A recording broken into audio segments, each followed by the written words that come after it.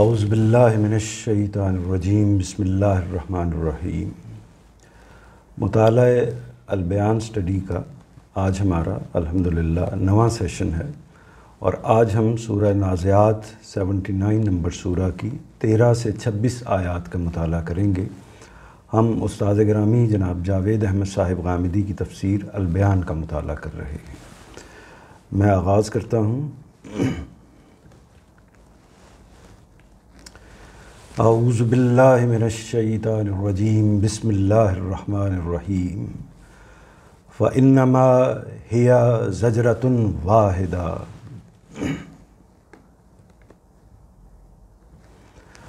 فَإِنَّمَا هِيَ زَجْرَةٌ وَاحِدَةٌ فَإِذَا هُمْ بِالسَّاهِرَةِ هَلْ أَتَاكَ حَدِيثُ مُوسَىٰ إِذْ نَادَاهُ رَبُّهُ بِالْوَادِ الْمُقَدَّسِ طُوًى اذهب إلى فرعون إنه طغى فقل هل لك إلى أن تزكى وأهديك إلى ربك فتخشى۔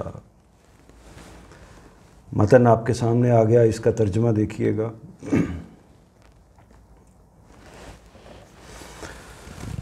یہ مذاق اڑاتے ہیں تو سن لیں کہ یہ بس ایک ہی ڈانٹ ہوگی، پھر دفعتاً یہ میدان میں سامنے ہوں گے۔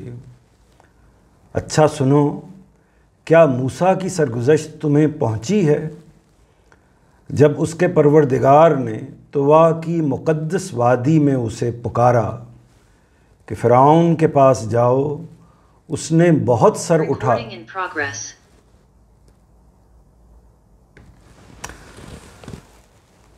اچھا سنو، کیا موسیٰ کی سرگزشت تمہیں پہنچی ہے جب اس کے پروردگار نے طویٰ کی مقدس وادی میں اسے پکارا کہ فرعون کے پاس جاؤ، اس نے بہت سر اٹھا لیا ہے، اور اس سے کہو کہ کیا تم میں کچھ جذبہ ہے کہ پاکیزگی کی طرف آ جاؤ، اور میں تم کو تمہارے پروردگار کی راہ دکھاؤں کہ تم اس سے ڈرو۔ متن اور ترجمہ آپ کے سامنے آ گیا۔ کچھ مانوس الفاظ بھی دیکھ لیجئے۔ واحدہ، زجرتن، واحدہ میں جو واحدہ ہے، واحد کے لفظ سے آپ واقف ہیں۔ اسی طرح حدیث کے لفظ سے آپ واقف ہیں۔ هل اتاک حدیث موسیٰ، کیا موسیٰ کی سرگزشت یا موسیٰ کی بات آپ تک پہنچی ہے، موسیٰ کی کہانی آپ تک پہنچی ہے۔ تو یہ حدیث کا لفظ جو ہے وہ اصل میں بات کے معنی میں، داستان کے بارے میں، یعنی اس کا ایک طرح سے مجازی مفہوم ہو جائے گا۔ تو داستان، بات، کہانی، ان مفہوم میں یہ استعمال ہوتا ہے۔ اصلاً اس کا معنی ہے بات۔ تو اس میں بھی آپ جب اپنے ہاں استعمال کرتے ہیں ہمارے اسلامی علوم کی اصطلاح میں حدیث کا لفظ، تو وہ بھی اصل میں نبی کریم صلی اللہ علیہ وسلم سے منسوب باتیں ہوتی ہیں جن کو محدثین نے مرتب کیا ہوتا ہے۔ تو اسی وجہ سے اس کو اصطلاح میں حدیث کہتے ہیں۔ مقدس کے لفظ سے آپ واقف ہیں، اور یہ مقدس کسی بھی ایسی چیز جو ہمارے لیے بڑی بابرکت ہو، بڑی اہمیت کی حامل ہو، اس کو تقدیس حاصل ہو، اس کے لیے ہم یہ لفظ استعمال کرتے ہیں۔ اردو زبان میں بھی ہے اور عربی زبان کا بنیادی طور پر یہ لفظ ہے۔ اور بھی بعض الفاظ ہیں، لیکن جو چند نمایاں ہیں ان کی طرف میں نے اشارہ کر دیا۔ لیکن اس سے مقصود یہی ہوتا ہے کہ آپ جب بھی قرآن مجید کے متن کا مطالعہ کر رہے ہوں تو تھوڑا سا اس پر فوکس ساتھ ساتھ کرتے رہیں کہ یہ الفاظ جو ہیں وہ آپ کی وکیبلری میں، آپ کی انسیت میں پہلے سے موجود ہوتے ہیں۔ آپ نے ان کو کہیں نہ کہیں اپنی زبان میں اس کے کسی نہ کسی پہلو کو استعمال کیا ہوتا ہے۔ تو جب آپ قرآن مجید میں اس کو پڑھتے ہیں تو اس سے اجنبیت، اور جو زبان کی وجہ سے ایک اجنبیت پیدا ہوتی ہے، اس میں کمی واقع ہوتی ہے، اور کچھ نہ کچھ فہم کے قریب آپ چلے جاتے ہیں۔ تو جو اس کے ترجمے کے کچھ الفاظ ہیں وہ کوئی ایسی مشکل چیز نہیں ہے۔ دفعتاً کا لفظ آپ اکثر بولتے ہیں، اچانک کے معنی میں استعمال ہوتا ہے۔ اسی طرح سرگزشت کے لفظ کو بھی عام طور پر استعمال کیا جاتا ہے۔ داستان، کہانی، روداد، اس معنی میں یہ لفظ استعمال ہوتا ہے۔ یہ قرآن مجید کا متن اور ترجمہ آپ کے سامنے آ گیا۔ اس کے بعد اب ہم آگے بڑھتے ہیں۔ میں ترجمہ ایک دفعہ پڑھ دیتا ہوں آپ کو کہ یہ مذاق اڑاتے ہیں تو سن لیں کہ یہ بس ایک ہی ڈانٹ ہوگی، پھر یہ ظاہر ہے کہ میدان قیامت کی بات ہو رہی ہے، پھر دفتن یہ میدان میں سامنے کھڑے ہوں گے، یعنی یک بیک میدان حشر میں وہ اٹھ کھڑے ہوں گے اور ایک صورتحال کے اندر اللہ کے سامنے آ کر کھڑے ہو جائیں گے۔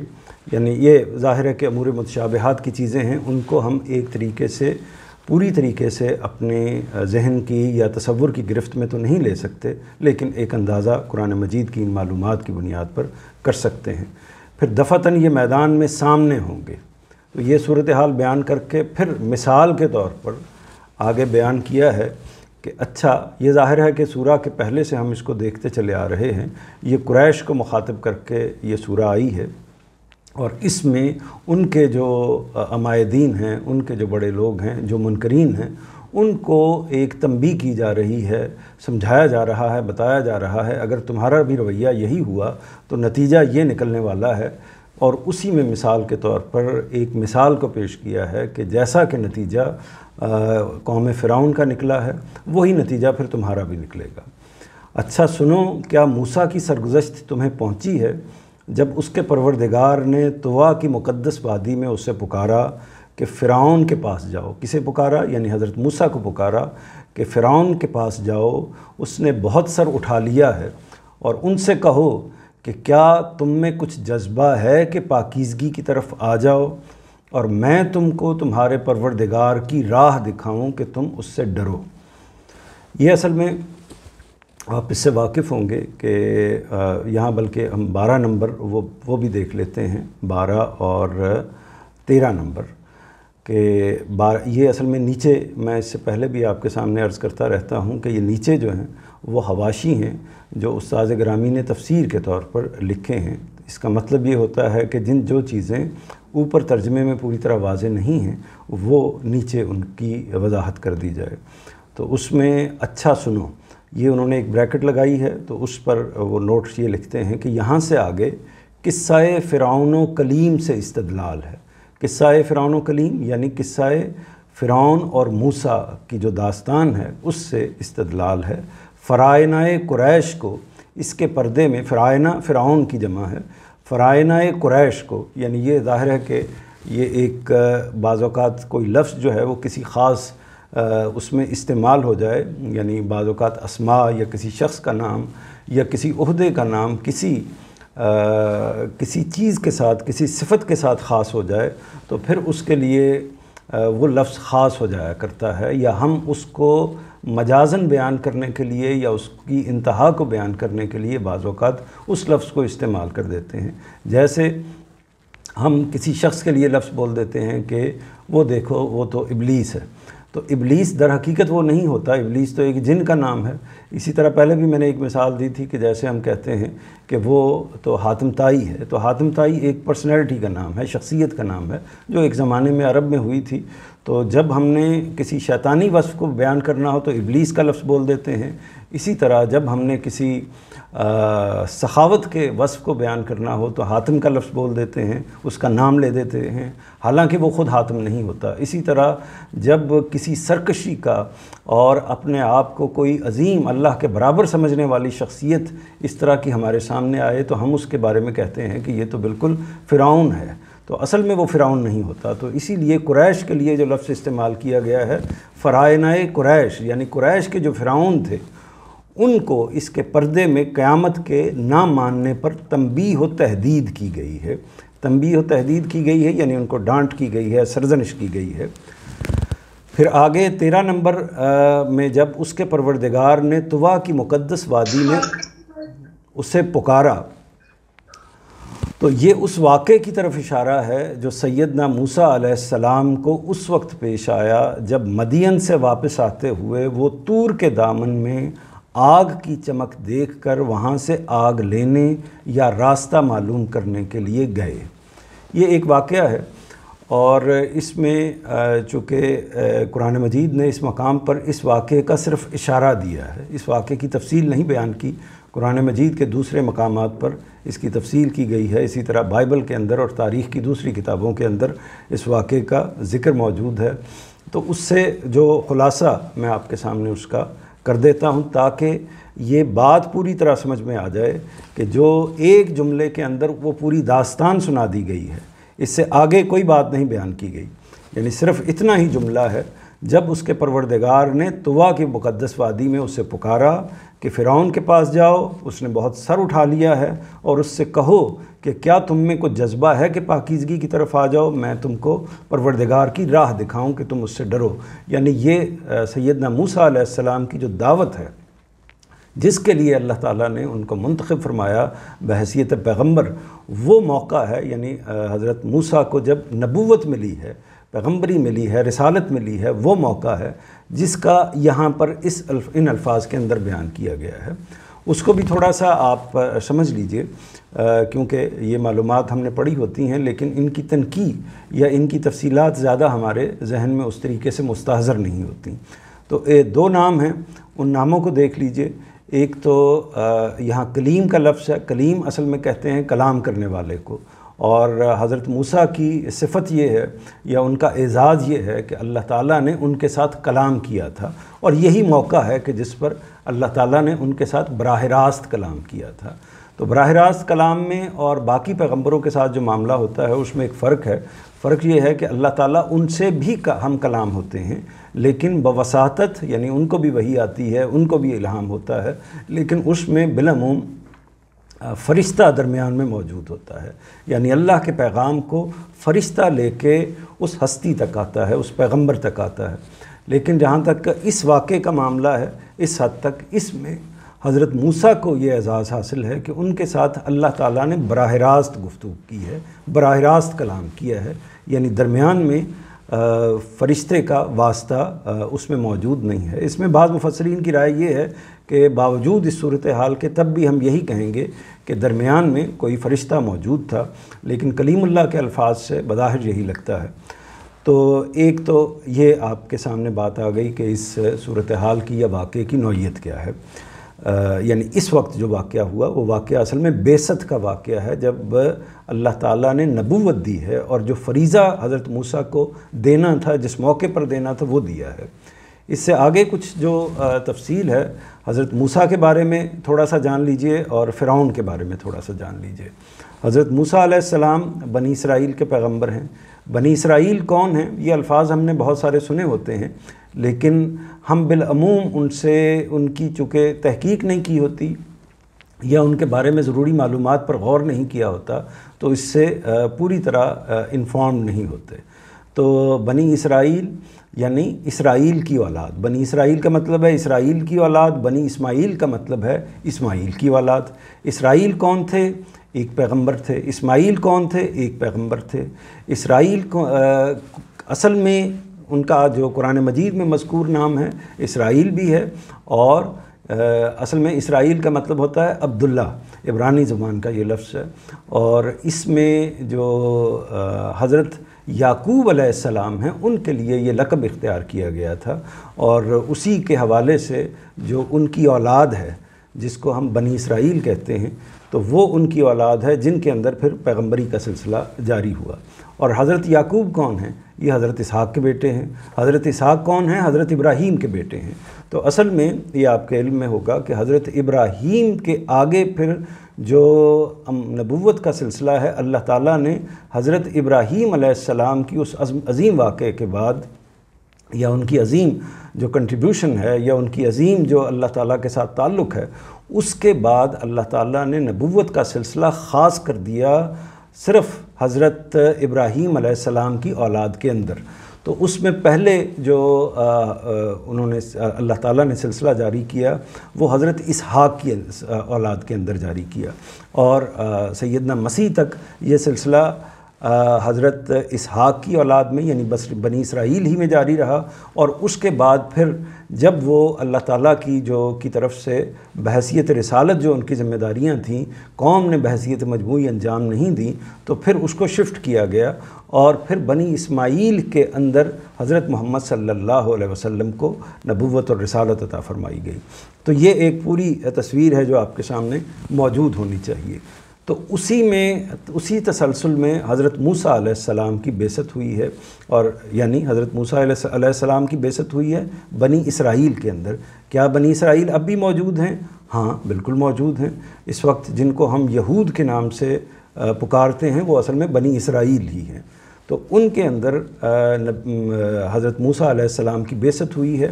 حضرت موسیٰ علیہ السلام اصل میں اسی چین سے ہیں جس چین میں پیچھے جا کر حضرت یوسف علیہ السلام آتے ہیں، اور ان سے پہلے ان کے والد محترم حضرت یعقوب علیہ السلام آتے ہیں۔ تو یہ ایک چین کا سلسلہ ہے۔ تو اسی طرف دوسری طرف اگر دیکھیے فرعون کا معاملہ کیا ہے، تو فرعون جو ہے یہ مصر کا بادشاہ تھا۔ اب تھا کا جو لفظ میں نے بولا ہے تو یہ کیا کوئی کسی خاص شخصیت کا نام ہے؟ جو تاریخ کے حوالے سے مورخین لکھتے ہیں، اور یہ بات اسٹیبلش ہے، یہ کسی خاص مخصوص پرسن کا نام فرعون نہیں ہے، بلکہ یہ ایک لقب ہے جو بادشاہوں کے لیے، مصر کے بادشاہوں کے لیے اختیار کر لیا گیا تھا۔ یعنی ہر بادشاہ جو ہے، پہلے ایک بادشاہ آیا ہے، پھر اس کا بیٹا آیا ہے، پھر اس کا بیٹا آیا ہے، پھر اس کا بیٹا آیا، یہ سلسلہ اسی طریقے سے جو چلتا رہتا تھا۔ تو ہر بادشاہ کے لیے فرعون کا لفظ استعمال ہوتا تھا۔ تو یہ لقب تھا کسی بادشاہ کا، مصر کے بادشاہ کا خاص طور پر۔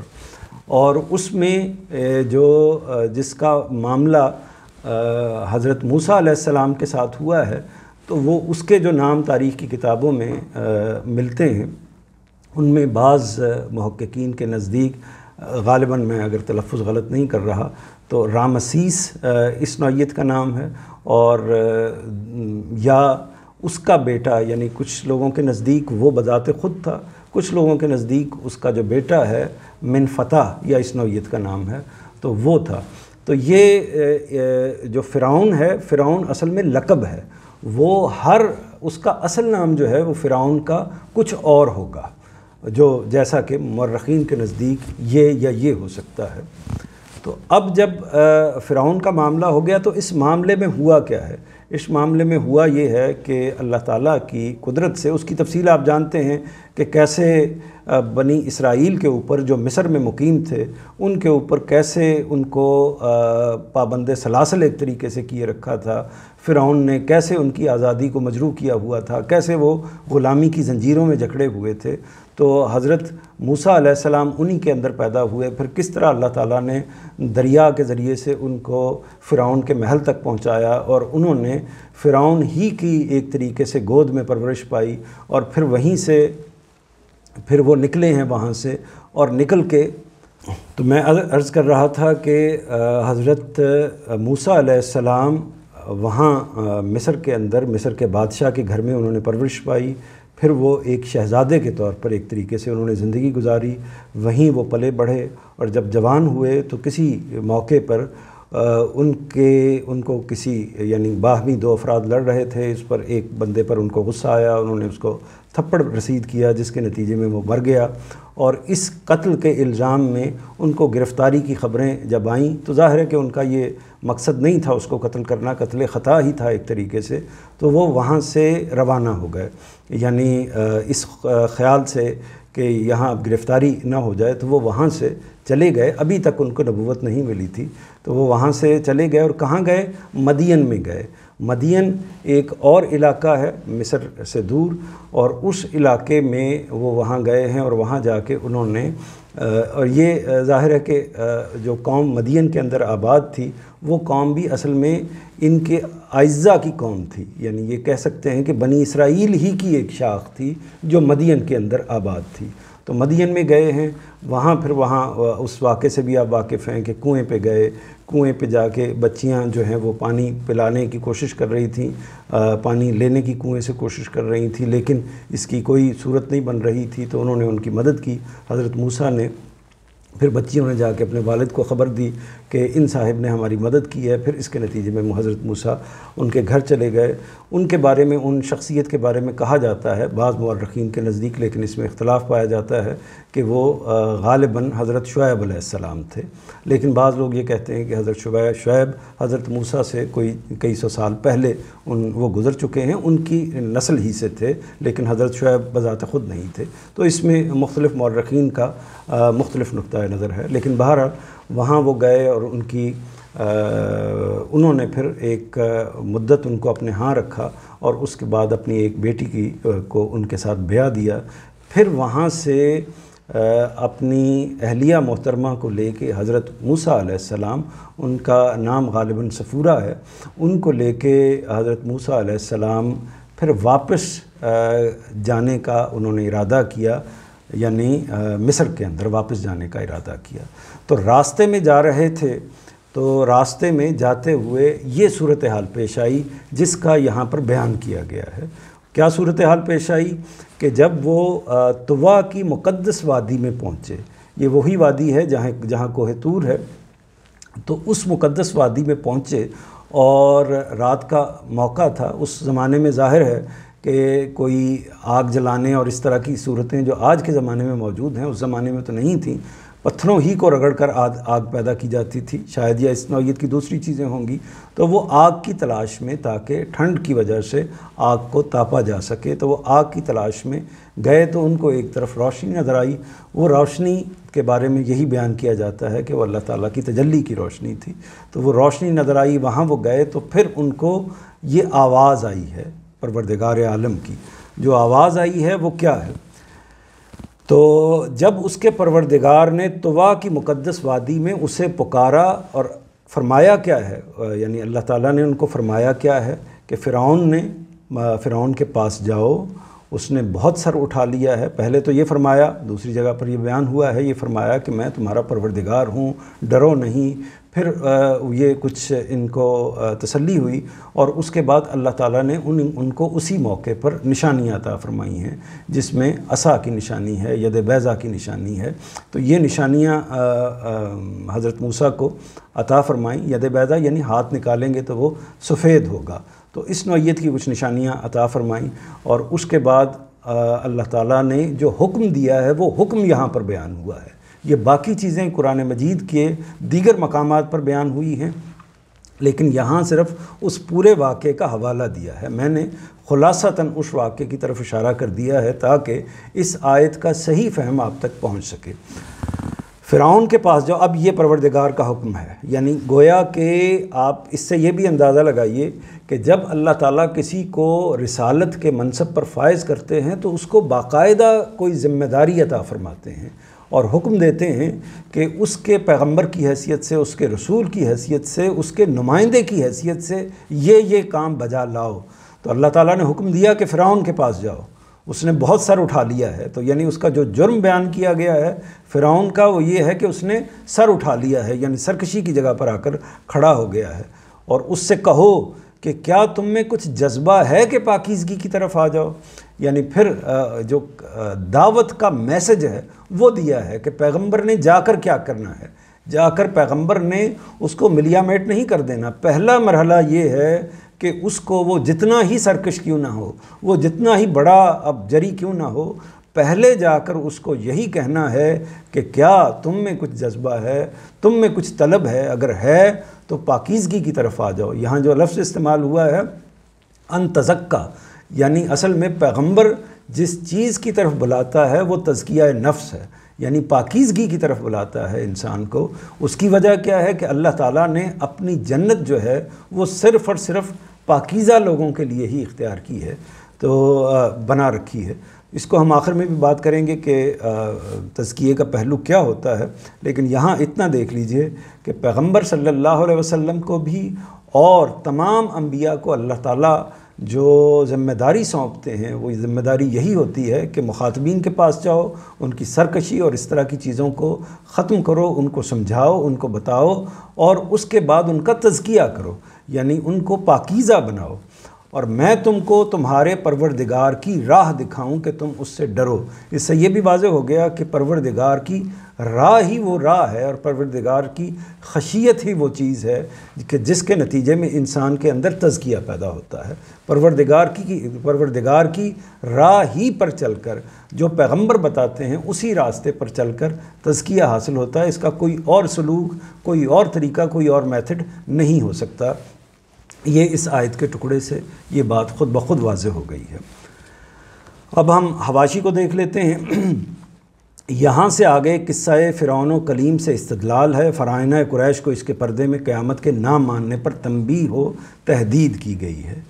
یہ اس واقعے کی طرف اشارہ ہے جو سیدنا موسیٰ علیہ السلام کو اس وقت پیش آیا جب مدین سے واپس آتے ہوئے وہ طور کے دامن میں آگ کی چمک دیکھ کر وہاں سے آگ لینے یا راستہ معلوم کرنے کے لیے گئے۔ آگے جو 14 نمبر ہے اس نے بہت سر اٹھا لیا ہے۔ یہ فرعون کے دعوی ربوبیت اور بنی اسرائیل کے ساتھ اس کے ظالمانہ رویے کی طرف اشارہ ہے۔ یعنی یہ سر اٹھا لیا ہے، مطلب یہ ہے کہ وہ اس وقت سرکشی کی جگہ پر آ کر کھڑا ہو گیا ہے۔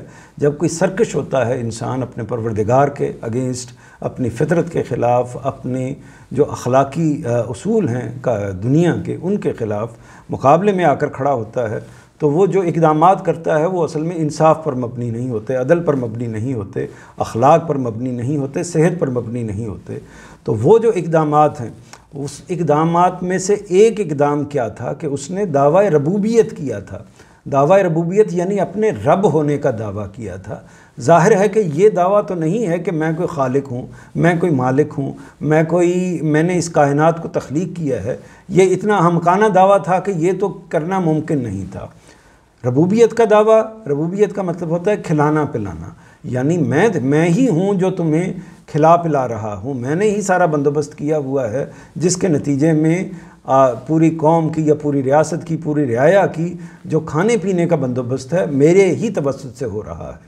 تو لہٰذا مجھے اپنے رب کا مقام آپ لوگوں کو دینا چاہیے۔ اسی وجہ سے اس نے سجدے کا بھی مطالبہ کیا تھا۔ تو یہ ایک پوزیشن ہے جس کو فرعون ہولڈ کرتا تھا، اختیار کرتا تھا۔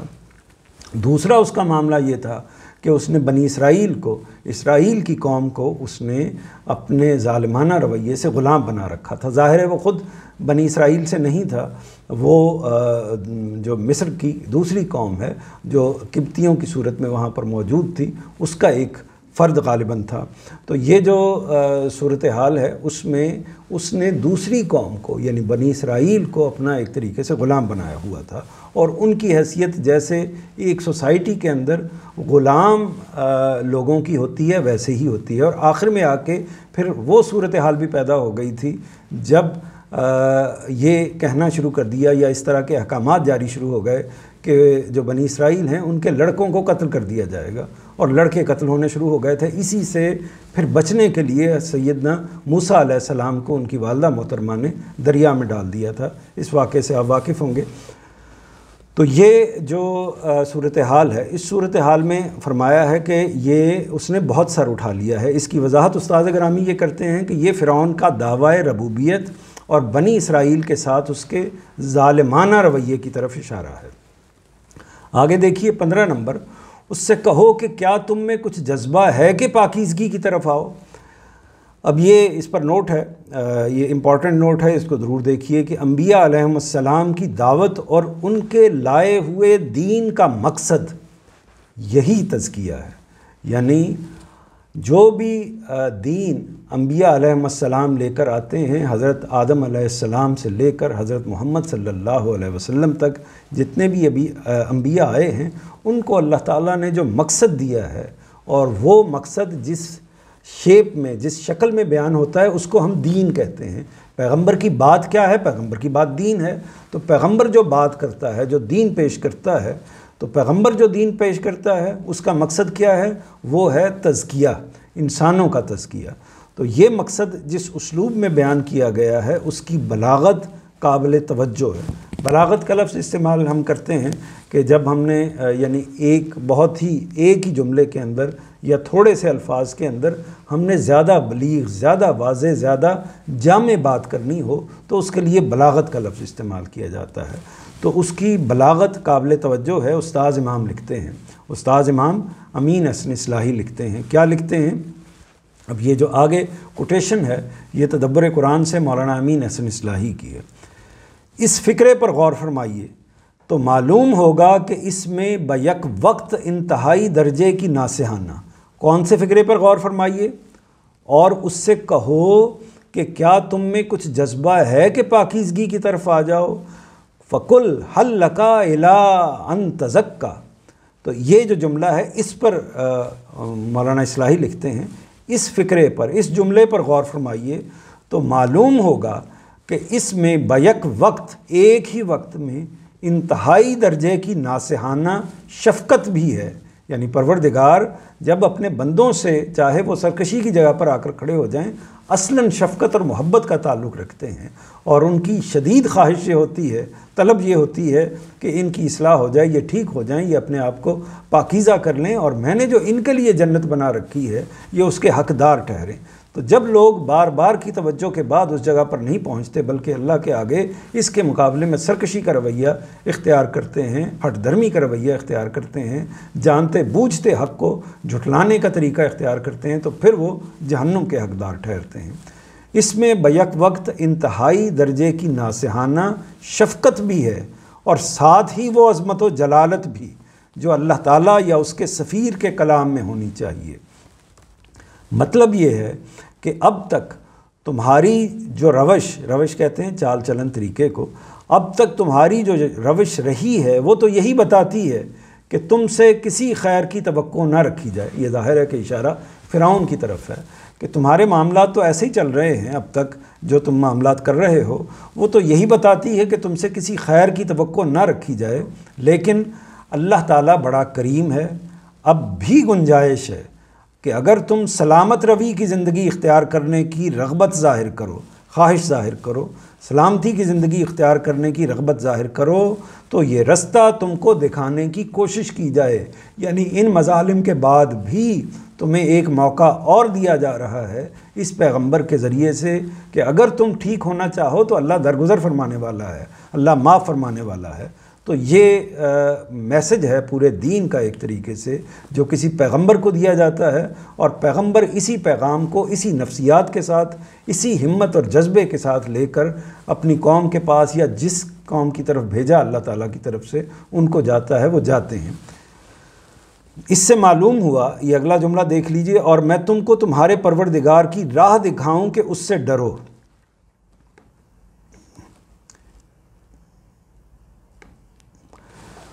اس پر جو نوٹ ہے، اس سے معلوم ہوا کہ انسان صرف خدا کی خشیت سے پاکیزگی اختیار کرتا ہے، اور خدا کی خشیت اس کی صحیح معرفت سے پیدا ہوتی ہے۔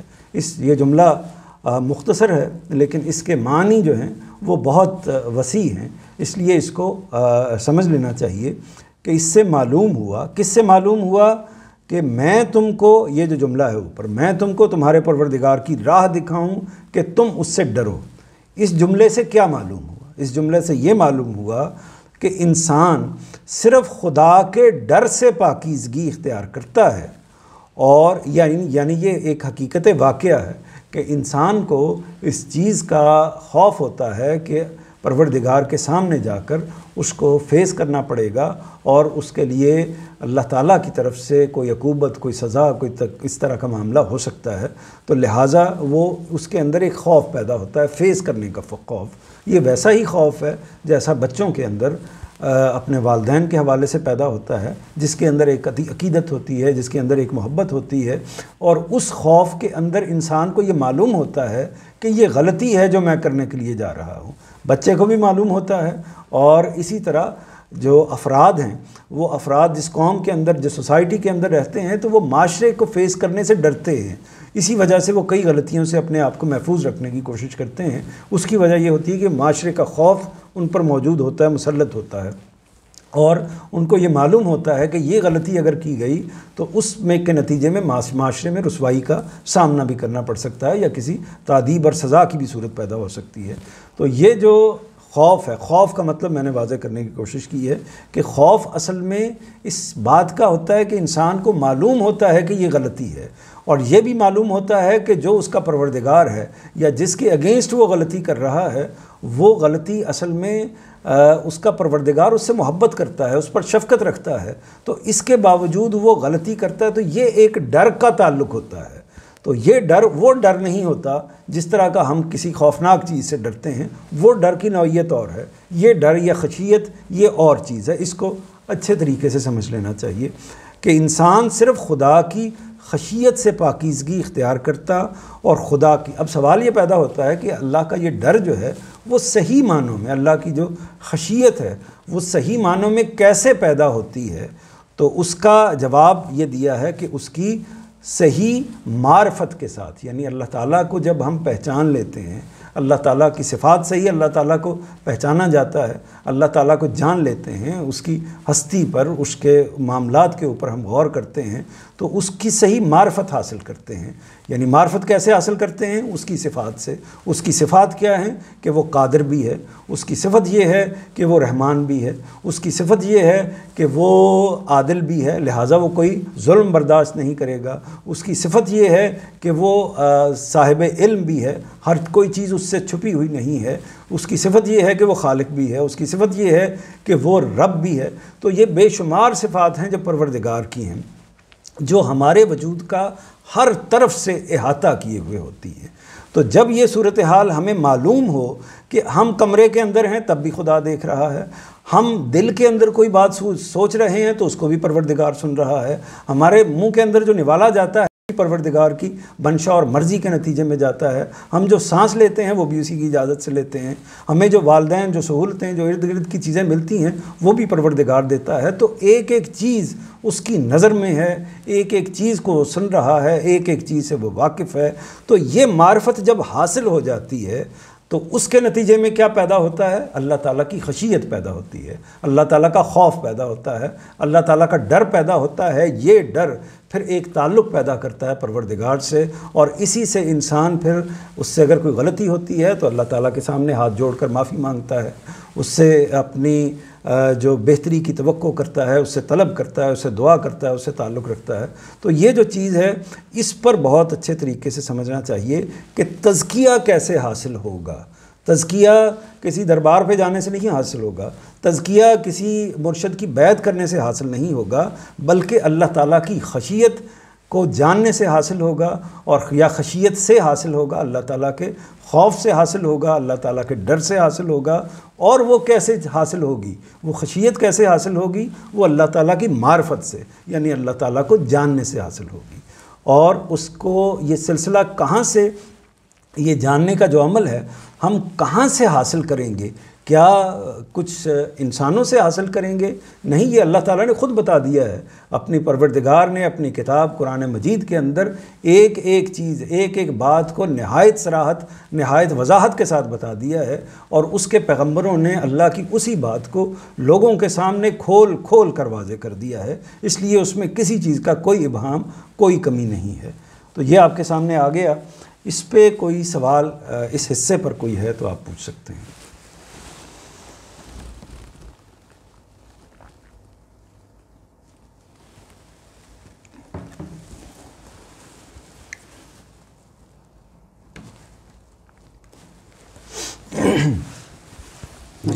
جی آگے بڑھتے ہیں۔ متن کا اگلا حصہ میں پڑھتا ہوں۔ جی وقت کتنا رہ گیا احمد صاحب؟ جی 21 منٹ ہیں۔ جی میں اگلا حصہ پڑھتا ہوں۔ فَأَرَاهُ الْآيَةَ الْكُبْرَى فَكَذَّبَ وَعَصَىٰ ثُمَّ أَدْبَرَ يَسْعَىٰ فَحَشَرَ فَنَادَىٰ فَقَالَ أَنَا رَبُّكُمُ الْأَعْلَىٰ فَأَخَذَهُ اللَّهُ نَكَالَ الْآخِرَةِ وَالْأُولَىٰ إِنَّ فِي ذَلِكَ لَعِبْرَةً لِمَن يَخْشَىٰ۔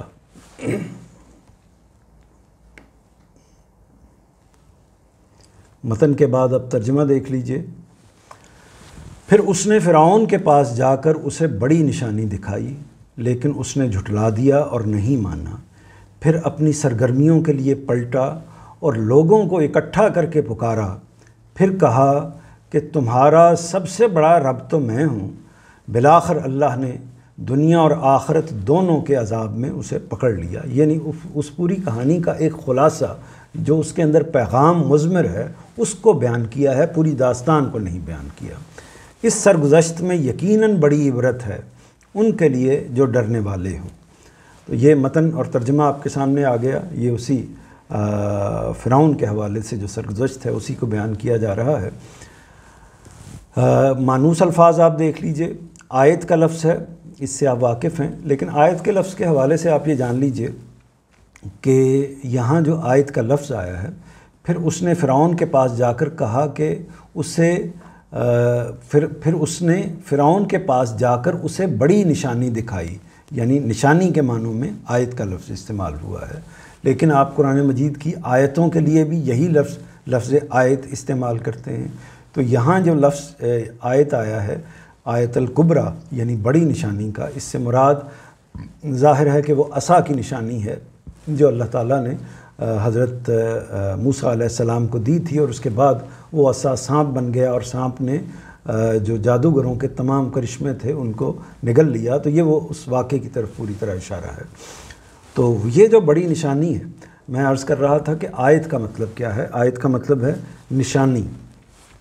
نشانی ہم کس کو کہتے ہیں؟ اصل میں جب لفظوں کو اس کی آپ گہرائی میں سمجھ لیتے ہیں تو پھر ان کے مفہوم کو گہرے طریقے سے سمجھنا، اس کو اپنے ذہن میں مرتسم کرنا آسان ہو جاتا ہے۔ اب آیت کا لفظ آپ نے ہمیشہ سے سنا ہے، اسی طرح نشانی کا لفظ بھی آپ نے ہمیشہ سے سنا ہے، لیکن اس کو اور تھوڑا سا باریکی سے سمجھ لیجئے کہ نشانی کیا ہوتی ہے۔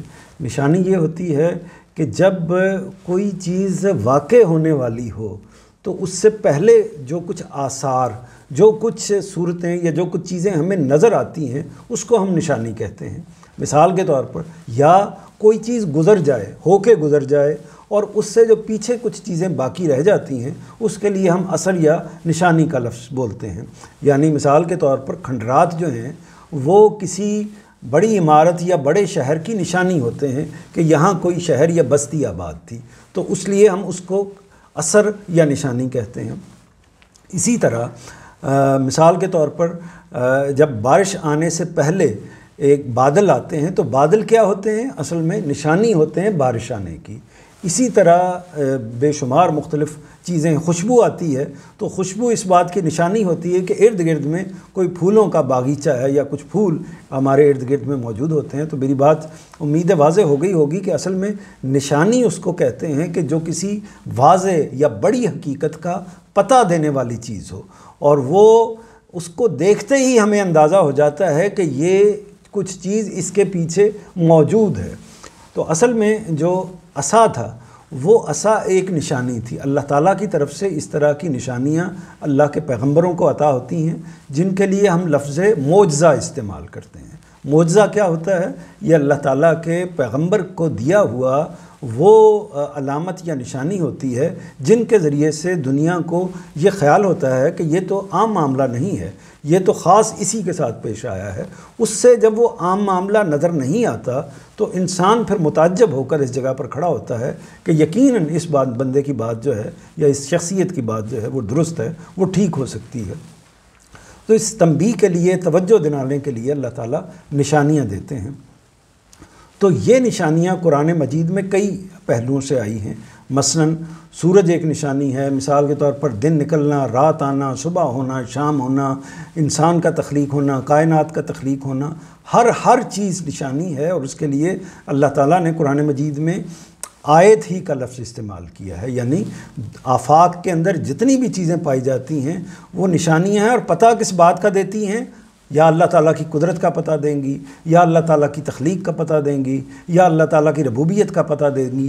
تو اس لیے ہمیں اپنی ارد گرد کی تمام نشانیوں پر غور کرنا چاہیے۔ پھر یہ ہے کہ جو انبیاء کو دی جاتی ہیں نشانیاں وہ بھی اللہ تعالیٰ کی نشانیاں ہوتی ہیں۔ مثال کے طور پر نبی کریم صلی اللہ علیہ وسلم کے زمانے میں، آپ کی زمانہ نبوت کے اندر، چاند جو ہے وہ شک ہو گیا، 2 ٹکڑوں میں تقسیم ہو گیا اور پھر مل گیا۔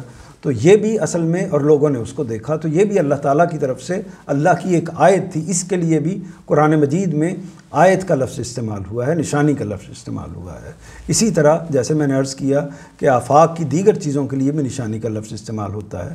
پھر اب یہ سوال پیدا ہوتا ہے کہ قرآن مجید میں یہ جو آیت، ہم ہر جملے کو آیت کہتے ہیں، تو اس کو کیوں آیت کہا جاتا ہے؟ اور خود قرآن مجید نے اپنے ان جملوں کو آیات کیوں کہا ہے، آیت کیوں کہا ہے؟ تو اس کی وجہ یہ ہے کہ اصل میں قرآن مجید کی آیات کے اندر فی الجملہ یہ نشانیاں ہی تو بیان ہوئی ہیں۔ یعنی کہیں وہ انفس کی نشانیاں بیان ہو رہی ہیں، کہیں آفاق کی نشانیاں بیان ہو رہی ہیں، کہیں اسی طریقے سے جو دنیا کے اندر اللہ تعالیٰ نے معاملات کیے ہیں، جیسے یہ فرعون کے ساتھ معاملہ ہوا، یہ بھی اللہ تعالیٰ کی ایک آیت ہے، اللہ تعالیٰ کی ایک نشانی ہے۔ تو یہ ساری چیزیں قرآن مجید کے اندر جو بیان ہوئی ہیں یہ در حقیقت آیات الہی ہیں۔ تو اس وجہ سے ہم قرآن مجید کی ہر بات کو، ہر اس کے ٹکڑے کو آیت کے لفظ سے تعبیر کرتے ہیں، اور اسی کو قرآن مجید نے اختیار کیا ہے۔ تو یہ آپ پر امید ہے کہ بات واضح ہو گئی ہوگی۔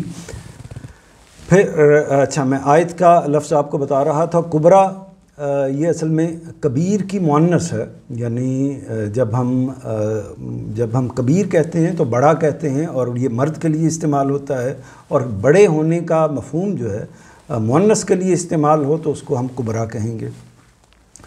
آیت چونکہ مؤنث لفظ ہے، اس کے لیے اس کی صفت جو ہے وہ مؤنث ہی آئے گی، الآیت الکبریٰ۔ فقذبہ، قذبہ کا مطلب ہوتا ہے یعنی تکذیب کرنا، جھٹلانا، اس سے آپ واقف ہیں، اردو میں بھی استعمال ہو جاتا ہے۔ عصا، یہ نافرمانی کو کہتے ہیں، اور یہ بعض اوقات اردو میں بھی استعمال ہو جاتا ہے۔ عصیان کا لفظ ہمارے ہاں بعض شاعری میں اور بعض ادب کی چیزوں میں استعمال ہو جاتا ہے۔ فحشرہ، حشر کا لفظ آپ نے سنا ہے، یہ ہمارا عام معلوم ہونے والا یا عام جانا جانے والا لفظ ہے۔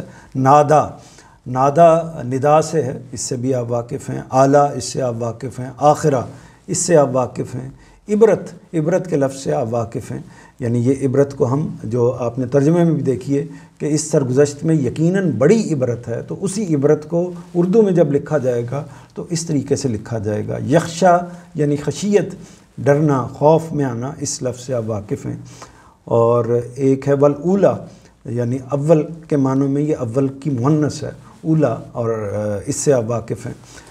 تو یہ وہ مانوس الفاظ ہیں جو قرآن مجید کے، اور آپ نے یہ دیکھا کہ اس میں کم و بیش سارے ہی الفاظ ہیں، باقی کئی میں نے اس میں شامل بھی نہیں کیا، مثلا رب کا لفظ میں نے شامل نہیں کیا، اللہ کا لفظ اس کے اندر موجود ہے، اخذہ کا لفظ اس کے اندر موجود ہے۔ تو آپ یہ دیکھیں گے کہ بے شمار الفاظ ہیں اس چار لائنوں کے اندر جن کو آپ پہلے سے ہی جانتے ہیں۔ اب ترجمے میں اگر کوئی مشکل لفظ ہے، سرگزشت کے لفظ سے آپ واقف ہیں، داستان، روداد اور کہانی کے معنی میں استعمال ہوتا ہے۔ عبرت کا لفظ جو ہے وہ تنبیہ، نصیحت یا سبق حاصل کرنے کے مفہوم میں ہمارے ہاں عام استعمال ہوتا ہے۔ تو یہ متن اور اس کا ترجمہ آپ کے سامنے آ گیا۔ آگے بڑھتے ہیں اس کی وضاحت کے لیے۔ پھر اس نے فرعون کے پاس جا کر اسے بڑی نشانی دکھائی، لیکن اس نے جھٹلا دیا اور نہیں مانا۔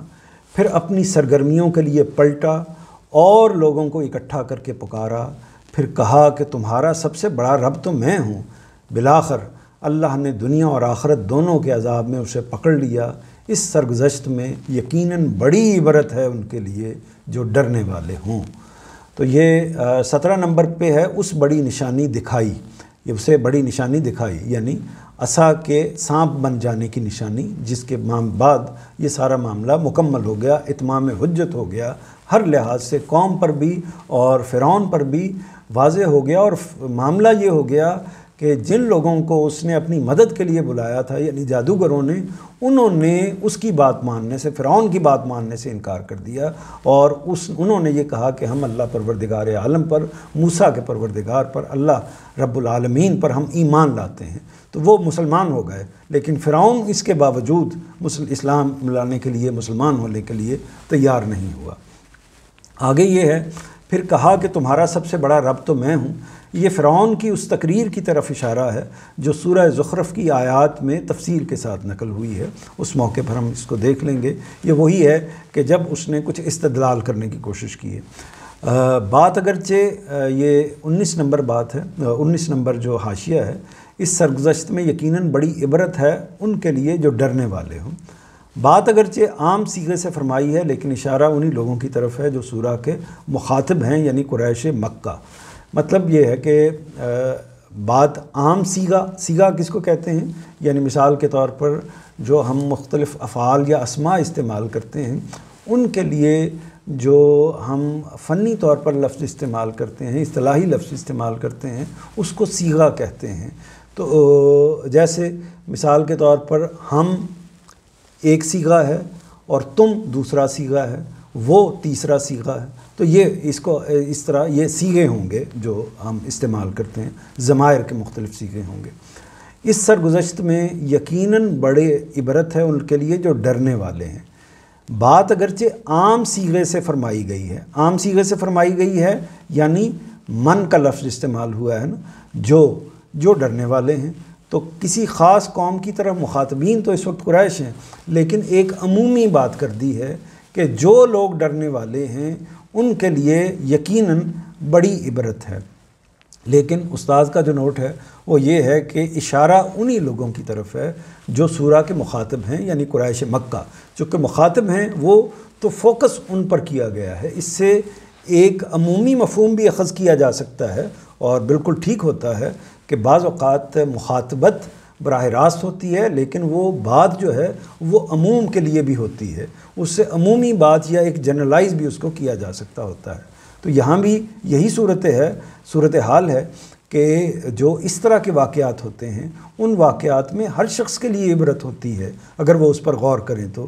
لیکن بالخصوص جن قوم کو جن لوگوں کو اس کا مخاطب بنایا گیا ہے بالخصوص ان کے لیے یہ بات کہی گئی ہے. اب اس کو خلاصہ میں کر دیتا ہوں. وہ یہ ہے کہ حضرت موسیٰ نے فرعون کے پاس جا کر کیا کیا. حضرت موسیٰ نے فرعون کے پاس جا کر اللہ کی طرف سے عطا کردہ نشانی دکھائی. فرعون نے کیا جواب دیا؟ انکار کیا اور خود کو رب ظاہر کیا. فرعون کی سرکشی کا نتیجہ کیا نکلا؟ نتیجہ یہ نکلا کہ اسے اللہ نے دنیا اور آخرت دونوں کے عذاب میں مبتلا کر دیا.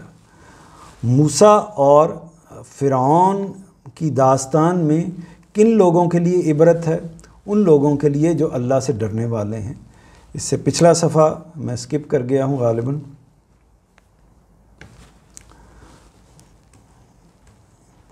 یہ آگے ہے کہ اللہ تعالیٰ نے حضرت موسیٰ کو فرعون کے حوالے سے کیا حکم دیا تھا؟ یہ حکم دیا تھا کہ اس کے پاس جا کر کہو کہ اگر کوئی جذبہ ہے تو تزکیہ اختیار کریں. دین کا مقصد کیا ہے؟ یہ ہمیں معلوم ہو گیا کہ تزکیہ نفس یعنی نفس کو پاکیزہ کرنا. تزکیہ نفس کس چیز سے حاصل ہوتا ہے؟ یہ بھی معلوم ہو گیا کہ اللہ کے ڈر سے، اللہ کی خشیت سے تزکیہ نفس حاصل ہوتا ہے. اللہ کا ڈر کیسے پیدا ہوتا ہے؟ اللہ کا ڈر اللہ کی معرفت سے پیدا ہوتا ہے.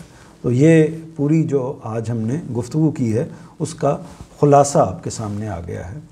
اب ٹائم تھوڑا ہے لیکن میں کوشش کرتا ہوں کہ 5-6 منٹ ہیں تو ان میں یہ جو ہمارے لیے اس میں ایک بات ہے کہ ہم جو آج کی نشست ہے اس میں سے کیا اخذ کریں. تو میں نے آج کی نشست کے لیے جو ایک ہی بات کو اخذ کرنے کی پر فوکس کیا ہے اخذ کرنے کے لیے، وہ ہے جو انبیاء کو کہا جاتا ہے کہ وہ انسانوں کے پاس جائیں اور کیا کہیں، وہ کس مقصد کے لیے جائیں، یا دین کا مقصد جو ہے وہ کیا ہے. دین کا مقصد ہے تزکیہ. تو اس کو آپ کسی بات کو سمجھنے کا طریقہ یہ ہوتا ہے کہ اس بات کو آپ ایک ترتیب کے ساتھ اپنے ذہن کے اندر اس کے سوالات مرتب کیجیے. جب آپ اس ذہنی ترتیب کے اندر اپنے سوالات مرتب کریں گے اور اس میں کوشش کیجیے کہ گیپ نہ پیدا ہو، وہ ایک ترتیب سے آگے بڑھتے چلے جائیں، تو اس کا فائدہ یہ ہوتا ہے کہ اینٹ کے اوپر اینٹ رکھی چلی جاتی ہے اور آپ ایک بات کی پوری تفہیم جو ہے وہ حاصل کر پاتے ہیں. تو اس میں پہلی بات یہ ہے، میں نے یہ اسی طرح آپ کو کمیونیکیٹ کرنے کی کوشش کی ہے. پہلا سوال یہ ہے کہ اللہ کے نزدیک فلاح اور کامیابی کس کا مقدر ہے، کس کو یہ کامیابی ملنی ہے. یعنی یہ کہا جاتا ہے کہ یہ دنیا آزمائش ہے اور اس آزمائش میں قرآن مجید نے اس کو فرمایا ہے یہ آزمائش ہے اور اس کے نتیجے میں آپ کو کامیابی ملے گی، آپ کو فلاح ملے گی. تو کن لوگوں کو آزمائش کے نتیجے میں فلاح اور کامیابی ملے گی، اس کا جواب قرآن مجید نے دے دیا ہے. یہاں بھی اس کو بیان کر دیا ہے اور یہاں بھی جو سورہ اعلیٰ کی آیت ہے قد افلح من تزکا، فلاح پا گیا. کون فلاح پا گیا؟ جس نے تزکیہ اختیار کیا.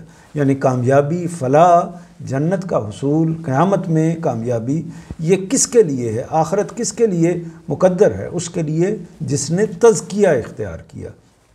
تو ایک لفظ جس کو ہمیں اپنا ٹارگٹ بنانا چاہیے وہ ہے تزکیہ۔ اب تزکیے کو ٹارگٹ کیسے بنائیں، اس کو سمجھیں گے تو اس کو ٹارگٹ بنائیں گے نا۔ تو تزکیے کا مطلب کیا ہے؟ تزکیے کا مطلب ہے، یعنی تزکیہ اصل میں لفظی مطلب ہوتا ہے پاک کرنا، پاکیزہ ہونا۔ تو تزکیے کا مطلب کیا ہوا؟ اصطلاح میں انسان کا اپنے آپ کو پاکیزہ کرنا یا انسانوں کا پاکیزہ ہونا۔ تو دو چیزیں ہو گئی، ایک انسان ہو گئے اور ایک ان کا پاکیزہ ہونا ہو گیا۔ تو تزکیے کا مطلب کیا ہے؟ انسان کا پاکیزہ ہونا۔ تو ہمیں دو چیزوں پر غور کرنا پڑے گا، ایک انسان پر غور کرنا پڑے گا اور دوسرے اس کے پاکیزہ ہونے پر غور کرنا پڑے گا۔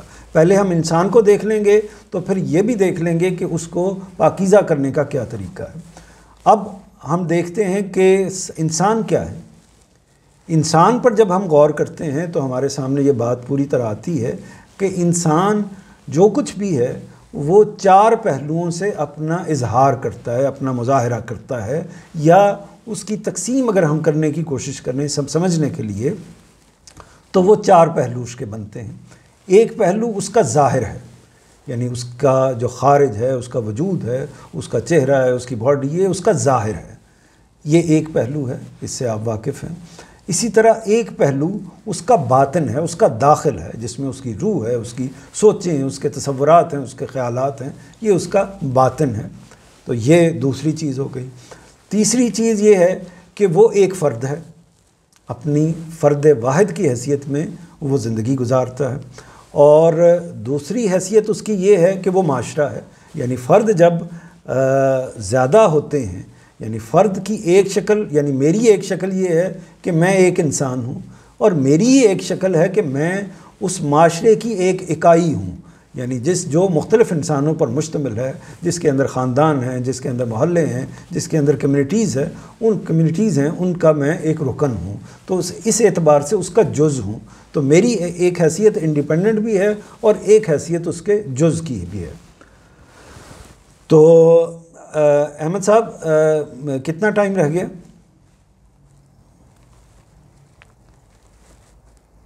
جی ابھی 2 منٹ ہے۔ 2 منٹ ہیں، اگر مجھے اجازت ہو سکتا ہے 1-2 منٹ میں زیادہ لے لوں۔ جی آپ کیجیے گفتگو۔ جی صرف 2 منٹ زیادہ، تاکہ یہ بات آج ہی اس پر مکمل ہو جائے، اور یہ ایک بہت ضروری چیز ہے کہ جس کو تزکیے کے پہلو سے آپ کو سمجھنا چاہیے۔ میں پھر پیچھے سے دہرا دوں کہ اللہ کے نزدیک فلاح اور کامیابی کس کا مقدر ہے؟ قد افلح من تزکا، اس شخص کا جس نے تزکیہ اختیار کیا ہے۔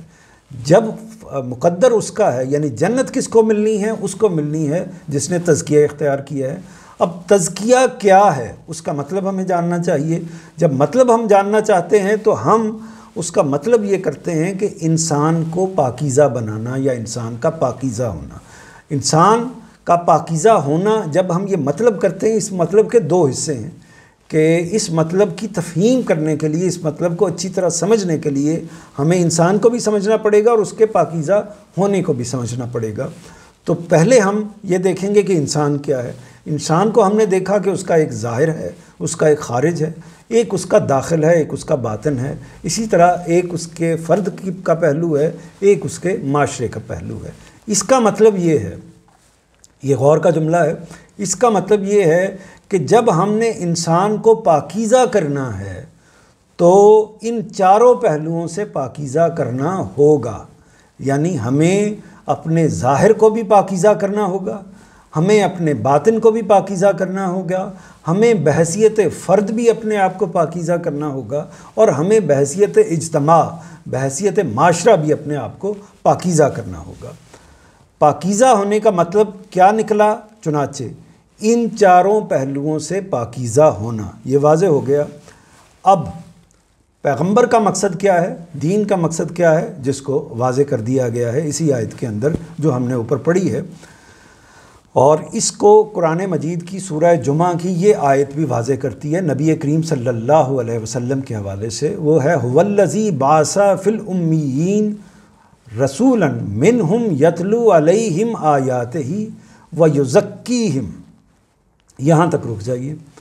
اسی نے امیوں کے اندر ایک رسول ایک رسول انہی میں سے اٹھایا ہے جو اس کی آیتیں انہیں سناتا ہے اور ان کا تزکیہ کرتا ہے۔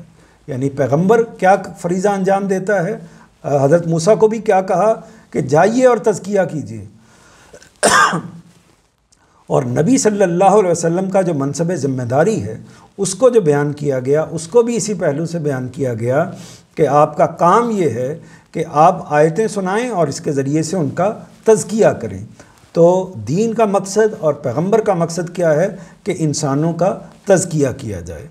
اب آگے چلتے ہیں، پیغمبر یا دین انسانوں کو کیسے پاکیزہ بناتے ہیں یا کیسے اس کا تزکیہ کرتے ہیں، اس کا جواب آگے اسی آیت میں جو اوپر میں نے لکھی ہوئی ہے وہ دے دیا ہے قرآن مجید نے۔ یعنی ایسا نہیں ہے کہ تزکیہ کرنے کا فارمولہ ہم نے کوئی ایجاد کرنا ہے، ہم نے کوئی وضع کرنا ہے یا کسی تصوف کی چین سے جا کر پوچھنا ہے، یہ قرآن مجید نے خود ہمیں بتا دیا ہے۔ وہ کیا ہے؟ وہ یہ ہے کہ ان کا تزکیہ کرتا ہے، کس طریقے سے؟ انہیں قانون اور حکمت کی تعلیم دے کر۔ اس کے لیے یعنی اس مقصد کے لیے، تزکیہ کرنے کے لیے انہیں تعلیم یعلمہم الکتاب، قانون کی تعلیم دیتا ہے اور حکمت کی تعلیم دیتا ہے۔ کتاب یہاں قانون کے معنوں میں استعمال ہوا ہے۔ قرآن مجید میں کئی مقامات پر یہ لفظ کتاب کے ایک معنی قانون بھی ہے۔ تو کیا نتیجہ نکلا؟ یہ آیت ہمارے سامنے آ گئی۔ قرآن مجید نے جو صورتحال بتائی وہ یہ بتائی کہ پیغمبر 6 پوائنٹ نمبر دیکھیے کہ پیغمبر یا دین انسان کو پاکیزہ کیسے بناتا ہے؟ 2 طریقوں سے، 2 اجزاء سے، ایک قانون سے اور ایک حکمت سے۔ اب یہاں آپ پوری بات سمجھ جائیں گے، وہ یہ ہے کہ پورے کا پورا جو دین ہے وہ انہی 2 چیزوں پر مبنی ہے۔ پورے کا پورا دین یا اس کے اندر قانون بیان ہوا ہے یا اس کے اندر حکمت بیان ہوئی ہے۔ یہی کام ہے جو پیغمبر کرتے ہیں۔ پیغمبر کی تمام تعلیمات جو ہیں وہ انہی پہلوؤں سے ہوں گی۔ وہ قوانین ظاہر کے پہلو سے ہوں گے، انسان کے باطن کے پہلو سے ہوں گے، فرد کی انفرادی زندگی کے پہلو سے ہوں گے، فرد کی اجتماعی زندگی کے پہلو سے ہوں گے۔ اسی طرح یہ جو حکمت کا تعلق ہے، وہ حکمت اصل میں ان فلسفیانہ مباحث کو کہتے ہیں جن پر ہمارے تصورات کی اساس ہوتی ہے۔ تو اب یہ دیکھیے، اس کو مزید سمجھ لیجئے کہ حکمت کیا ہے اور قانون کیا ہے۔ اس میں حکمت کی تعلیم کیا ہے؟ 2 چیزیں، 2 عنوانات کے تحت ہم حکمت کو بیان کرتے ہیں۔ ایک ایمانیات اور دوسرے اخلاقیات، یعنی تصورات کی، فلسفیانہ نوعیت کی جو چیزیں ہیں، سوچنے کی، خیال کرنے کی جو چیزیں ہیں، ان کو ہم حکمت کہتے ہیں، اور اس کے 2 اجزاء ہیں، ایک ایمانیات اور دوسرے اخلاقیات۔ اور قانون کیا ہے؟ قانون یہ ہے کہ عبادات کا اللہ تعالیٰ نے ایک پورا قانون دیا ہے۔ اسی طرح جو ظاہر ہے کہ جس کے اندر کچھ ظاہری چیزیں بھی ہیں، جس کے اندر کچھ باطنی چیزیں، یعنی عبادت جو ہے وہ آپ دیکھیں گے کہ اس کے اندر وضو کرنا مثال کے طور پر ظاہر ہے، اسی طرح رکوع کرنا، سجود کرنا یہ ظاہر ہے، کچھ اوراد وظائف کرنا یہ اس کا کچھ داخل ہے، کچھ ظاہر ہے۔ پھر دل کے اندر اس کی نیت اور اس کے اندر جو بھی اللہ تعالیٰ کے ساتھ تعلق کا اظہار ہے، جو اصل میں دل سے اس کا اظہار ہو رہا ہوتا ہے یا ذہن سے ہو رہا ہوتا ہے، تو وہ کیا ہے؟ اس کا داخل ہے۔ تو عبادت کا ایک قانون دونوں ہی انسان کے پہلوؤں سے وابستہ ہوتا ہے۔ اچھا، اسی طرح جب ہم تنہا نماز پڑھتے ہیں تو وہ فرد کی نماز ہوتی ہے، لیکن ہم جب جماعت میں جا کر پڑھتے ہیں تو وہ اجتماعی نماز ہو جاتی ہے، ایک معاشرہ اس کے اندر کھڑا ہو جاتا ہے۔ پھر جب ہم جمعے کی نماز پڑھتے ہیں تو وہ ایک طرح سے ہمارا حکمران یا ہمارا سیاسی نظم اس کے ساتھ متعلق ہو جاتا ہے۔ تو آپ یہ دیکھیں گے کہ جتنے بھی دین کے مختلف احکام ہیں وہ یا قانون ہوں گے یا حکمت ہوں گے، اور یا ہمارے ظاہر سے متعلق ہوں گے، باطن سے متعلق ہوں گے، فرد سے متعلق ہوں گے، معاشرے سے متعلق ہوں گے۔ اس کی تفصیل یہ ہے کہ قانون عبادات ہیں، معاشرت کے قوانین ہیں، یعنی یہ فرد سے متعلق ہے کہ آپ نے نکاح، طلاق اور اس طرح کے معاملات کو کیسے انجام دینا ہے، آپ نے جو حجاب کے معاملات ہیں ان کو کیسے انجام دینا ہے، یہ معاشرت سے متعلق کچھ انفرادی چیزیں ہیں، کچھ اجتماعی چیزیں ہیں۔ اسی طرح سیاست سے متعلق ہے، اپنے حکمرانوں کا انتخاب کیسے کرنا ہے۔ اسی طرح معیشت سے متعلق ہے، سود اور اس طرح کی باقی چیزیں۔ یہ ساری چیزیں کیا کر رہی ہیں؟ یہ کیا کر رہی ہیں؟ یہ پاکیزہ بنا رہی ہیں۔ کہیں انسان کے اجتماع کو پاکیزہ بنا رہی ہیں، کہیں معاشرے کو پاکیزہ بنا رہی ہیں، کہیں فرد کو پاکیزہ بنا رہی ہیں، کہیں فرد کے ظاہر کو پاکیزہ بنا رہی ہیں، کہیں فرد کے داخل کو پاکیزہ بنا رہی ہیں۔ اسی طرح قانون دعوت ہے، قانون جہاد ہے، دنیا کو اصل میں اس جگہ سے ظلم سے عدوان سے پاک کرنے کی کوشش کرنا۔ حدود و تعزیرات کیا ہیں کہ جرائم کو ختم کرنے کے لیے، جرائم سے پاک کرنے کے لیے، جرائم سے پاکیزہ کرنے کے لیے معاشرے کو حدود و تعزیرات دیے گئے ہیں۔ اسی طرح کھانے کے اندر خورونوش، یعنی کھانے کے اندر جو غلاظت کی چیزیں ہیں یا خراب چیزیں ہیں، اور غلاظت کی چیزیں دونوں پہلوؤں سے ہوتی ہیں کہ ان کے اندر غیر اللہ کا نام لیا جائے، یا یعنی نظریاتی طور پر غلیظ چیزیں یا ایسی چیزیں کہ جو ظاہری طور پر غلیظ ہوں، تو یہ دونوں چیزیں ہوتی ہیں۔ اسی طرح رسوم و آداب کی نوعیت کی چیزیں ہیں، اور اسی طرح قسم اور کفارہ قسم ہے۔ تو یہ 10 یہ چیزیں ہو گئیں، اور 2 اوپر والی چیزیں ہو گئی۔ یہ ٹوٹل دین کا کانٹینٹ ہے۔ یہی وجہ ہے کہ آپ دیکھیں گے استاد گرامی کی کتاب میزان کو، تو میزان اصل میں پوری کی پوری، وہ اصل میں پورے اسلام کو بیان کر رہی ہے۔ ان کی کتاب کا اگر آپ صرف ابتدائیہ کھول کر دیکھیے، اور اس میں پھر آپ دیکھیں گے کہ یہی فہرست ہے، یعنی 2 حصے کیے گئے ہیں پورے دین کو بیان کرنے کے لیے۔ ایک میں الحکمہ ہے جس میں ایمانیات ہیں، ایمانیات سے مراد ہوتا ہے اللہ پر ایمان، رسولوں پر ایمان، کتابوں پر ایمان، فرشتوں پر ایمان۔ تو اسی طرح اخلاقیات ہیں، اخلاقیات سے متعلق جو بھی چیزیں ہیں وہ اس کے اندر بیان ہوئی ہیں۔ اور قانون کے اندر وہ حصہ ہے جو اللہ کی کتاب قرآن مجید میں انسان کے ظاہر، باطن اور انفرادی اور اجتماعی وجود کے حوالے سے سامنے آتا ہے۔ تو کچھ زیادہ وقت میں نے آپ کا لیا ہے، اس کے لیے معذرت خواہ ہوں۔ اقول قولی ھذا واستغفر اللہ لی ولکم ولسائر المسلمین۔